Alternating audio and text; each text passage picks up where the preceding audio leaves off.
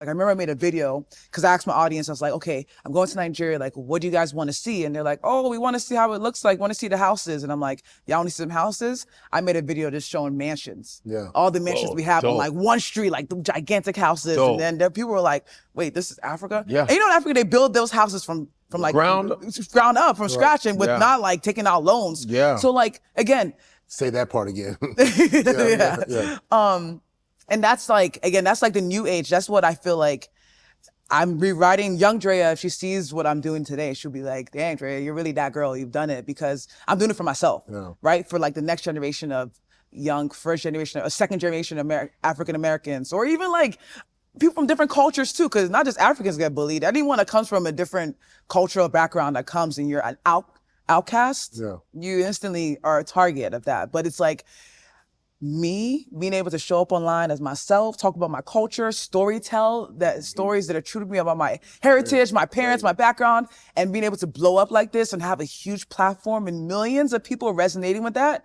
It's like, it's a testimony. It's God's doing, but it's like, that's how I want to keep showing up online. Well, like, I think it's so cool the way you do show up, because it is entertaining, it is educational, like especially too for like my kids.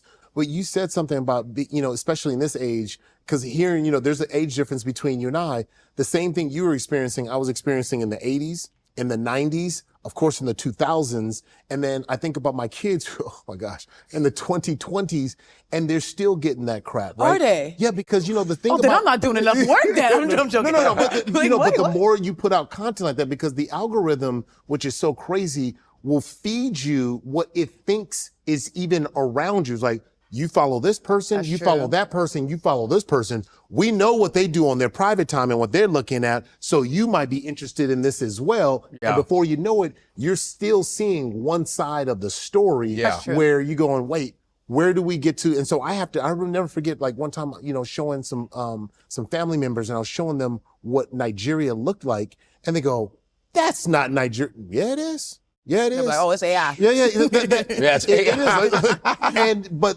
again, I'm like, wait, this is years and years later, and there's still not enough information. So, the goal of 154 is to be able to put more and more of that stuff and having these conversations about that. So yeah, I appreciate what you're doing, especially when I remember the first time I learned how to balance something on my head. I can't wait to do it with my kids when you did that with Nigeria. I'm like, Dan, I don't even know if this is safe for the neck, or my neck ain't strong enough. Cause have you ever tried to balance? So that was, I did that when I was in Nigeria recently. Cause again, I like to use my free will as much as I can possible. Cause it's like, why not? So I woke up and I was like, I remember we're driving by and I saw this lady with like a huge